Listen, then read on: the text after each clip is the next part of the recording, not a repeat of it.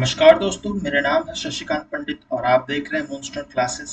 इस वीडियो में हम समझेंगे कि कौन है हेनरी किसिंगर और ये इंदिरा गांधी हमारे पूर्व प्राइम मिनिस्टर को गाली क्यों दे रहे थे।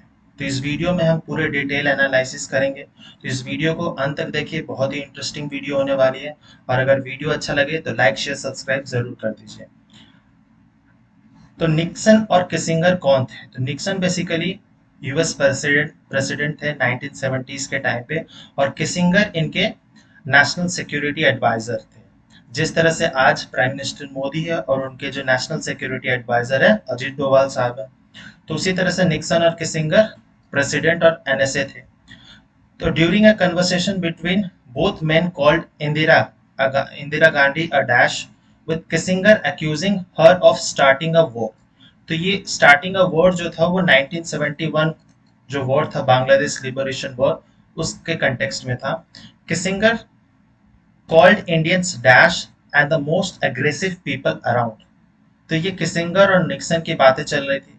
फिर एक जून में मीटिंग हुई थी 17 जून को 1971 में। Nixon and Kissinger bad mounted India freely, calling Indians the most sexless and pathetic people and super flatterers। and Indian women के बारे में बहुत खराब बात कही गई थी, most unattractive women in the world। तो निक्सन का कहना था, undoubtedly the most unattractive women in the world are the Indian women, undoubtedly। तो ये निक्सन की बातें थी।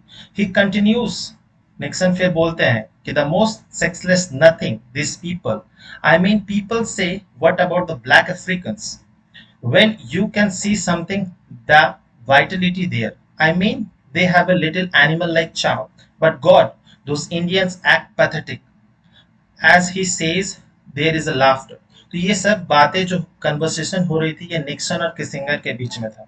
तो किसिंगर रिप्लाई क्या करता है निक्सन को, they मतलब Indians are super flatterers, Mr. President। They are masters at flattery। They are masters at subtle flattery। That's how they survive 600 years। They suck up। Their great skill is to suck up to the people in key position। तो ये सारी जितनी भी conversation हुई है ये white house tapes में recorded थी, जो कि यूएसए ने 2020 में डीक्लासिफाई कर दी थी। तो बहुत सारे ऐसे जो अनडिस्क्लोज्ड बातें थी उन्हें डीक्लासिफाई कर दी थी।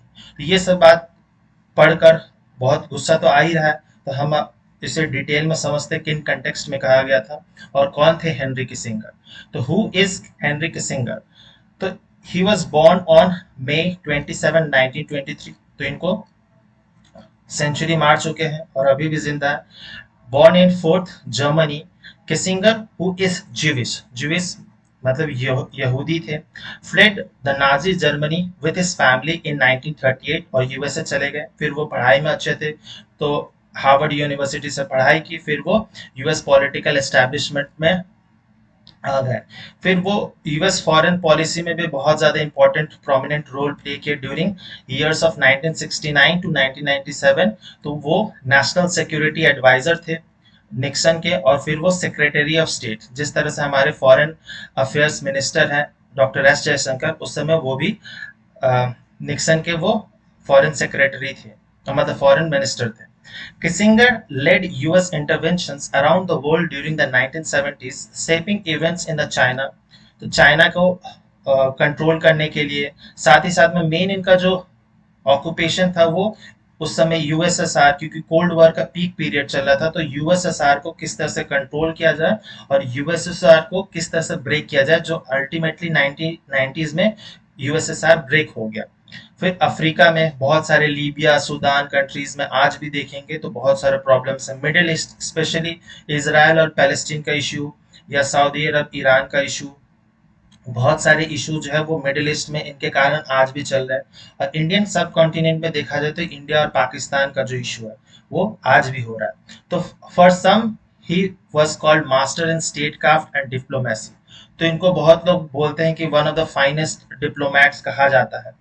तो ये जो फाइनेस्ट डिप्लोमैट्स जो कहते हैं वो वेस्टर्न मीडिया ज्यादा इनको प्रोमोट करती है, लेकिन इनके जो ओपोनेंट्स थे जैसे कि यूएसएसआर था, रशिया था, और साथ ही साथ में चाइना, वेनेजुएला जैसे कंट्री, वो किसिंगर को कहते थे a bully and a warmonger and even a war criminal. तो इसको जो हेनरी किसिंगर थे उनको वॉर क्रिमिनल भी बहुत लोग कहते थे। तो सबका अलग अलग पॉइंट ऑफ व्यू है। फिर Kissinger was a proponent most unprincipled realpolitik. मतलब क्या हुआ अनप्रिसिम्पल्ड रियल पॉलिटिक का मतलब कि किसिंगर जो थे वो नेशनल इंटरेस्ट को ज्यादा मायने रखते थे, और नेशनल इंटरेस्ट के सामने वो किसी चीज को नहीं रखते थे। इवन मोरालिटी और एथिकल कंसर्न्स को भी वो टोटली नेग्लेक्ट कर देते थे। तो वो अनएथिकल पर्सन थे एक तरह से। Kissinger's diplomatic success was accompanied by bloody legacy of undermining sovereignty and democratic functioning of the smaller countries। जिस तरह से आप मिडिल ईस्टर्न कंट्रीज में देख लीजिए, ईरान, इराक, बहुत सारे लीबिया, ट्यूनिशिया, इन सब कंट्रीज में वो वॉर क्रिएट करा देते हैं और वो बाहर निकल जाता है। जैसे कि आप देख लीजिए यूक्रेन में, यूक्रेन बीच में फंस गया है वॉर में और अमेरिका मजे ले रहा है। तो यही इनकी शुरू से ही पॉलिसी रही है। किसिंगर जो थे वो बहुत सारे वॉर्स में इन्वॉल्व थे। US bombing of Cambodia during the Vietnam war में इन्वॉल्व थे। US involvement in the 1973 Chilean military coup में थे। फिर US tactic suppose to Argentina military junta. जिस तरह से आज म्यांमार बर्मा में मिलिट्री रूल है, उस तरह से अर्जेंटीना में भी ये किए थे। The US support to Pakistan during the Bangladesh liberation war. ये बहुत इंपॉर्टेंट है इंडियन कंटेक्स्ट में समझना। तो ये सब ये शो करता है हमारा रिलेशन क्या है किसिंगर के साथ में, इंडिया का क्या रिलेशन है। तो हम इसको जानने से पहले एक ब्रीफ हिस्ट्री जान लेते हैं 1971 बांग्लादेश लिबरेशन वॉर का। तो 1947 में इंडिया और बांग्लादेश, इंडिया पाकिस्तान पार्टीशन हो गए थे। और बांग्लादेश में उस समय तो नहीं था, तो उस समय 1970 में इलेक्शन हुआ था, जनरल इलेक्शन हुआ था, जिसमें वेस्टर्न पाकिस्तान और ईस्ट पाकिस्तान, जो आज का प्रेजेंट है बांग्लादेश था, ईस्ट पाकिस्तान से 162 सीट्स थी आउट ऑफ टोटल 300 सीट्स में, जिनमें से 160 सीट्स जो शेख मुजीबुर रहमान की जो पार्टी थी वो जीत गए थे। और मोस्ट ऑफ द पीपल जो पॉपुलेशन थी वो बांग्लादेश में ही रहते थे। तो इवेंचुअली शेख मुजीबुर रहमान को क्योंकि वो मेजोरिटी मिल गया था उनको, मेजोरिटी ऑफ द सीट्स, तो वो गवर्नमेंट इजीली फॉर्म कर सकते थे। लेकिन जो पॉलिटिकल लीडर्स जो वेस्टर्न पाकिस्तान के थे वो पसंद नहीं करते थे बंगालीज को, तो वो मुजीबुर रहमान को गवर्नमेंट फॉर्म नहीं करने दिए और उनको जेल में बंद कर दिया। फिर जो बंगालीस लोग थे वो सड़कों पे आ गए, बहुत सारे स्ट्राइक प्रोटेस्ट हुई।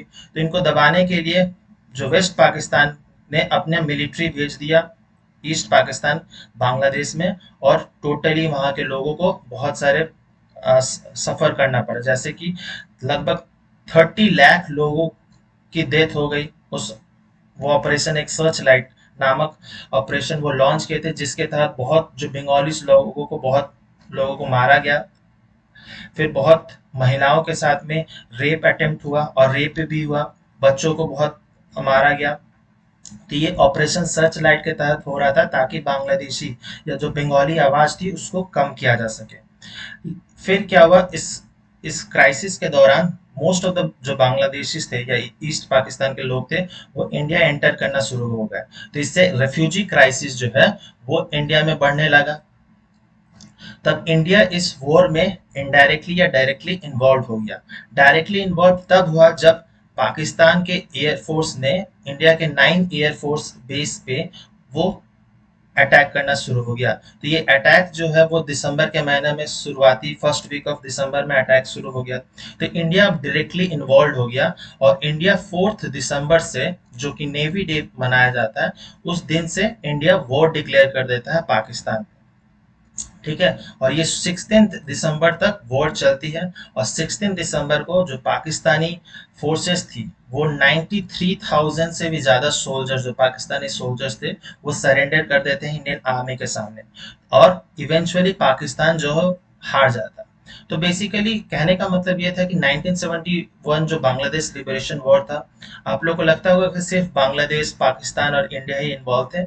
इसके साथ साथ में यूएसए, ब्रिटेन, चाइना, यूएसएसआर, जो मिडिल ईस्टर्न कंट्रीज जैसे टर्की हो गया, सऊदी अरब हो गया, ईरान, इंडोनेशिया, इवन श्रीलंका भी सब जो थे वो पाकिस्तान के सपोर्ट कर रहे थे। सिर्फ इंडिया को जो सपोर्ट कर रहा था वो यूएसएसआर सपोर्ट कर रहा था। तो ये एक ब्रीफ हिस्ट्री था 1971 बांग्लादेश लिबरेशन वॉर की। तो it was the crisis in East Pakistan that brought face to face Kissinger's policy. तो जब क्योंकि यूएस का एलाई था Pakistan, due to strategic location उसको, और अ, जो सोवियत यूनियन था उसको वो रोक सकता था, इसीलिए तो Kissinger NSA to President Nixon at that time hoped to use Pakistan as a diplomatic openings to China, again as a part of grand strategy to counter Soviet influence. तो basically इनका जो मेन मोटिव था US का वो Soviet influence को counter करना था। फिर उस समय पाकिस्तानी एट्रोसिटीज बहुत हो रहे थे 1970s 1971 के टाइम पे। तो US consul general in Dhaka जो प्रेजेंट थे, उनके एम्बेसडर जो थे Archer Blood, wrote to Washington DC to intervene but met with what Blood would describe as a deafening silence.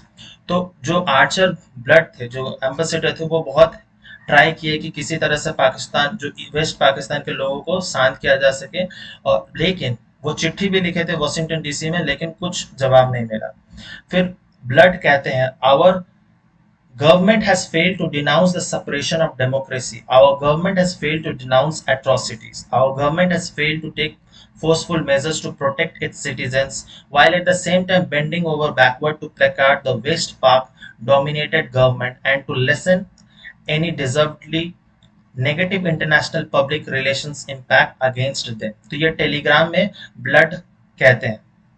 तो जो ब्लड थे, आर्चर ब्लड थे, वो हेल्प करना चाहते थे बांग्लादेशियों की, लेकिन यूएस ने कोई सपोर्ट नहीं किया।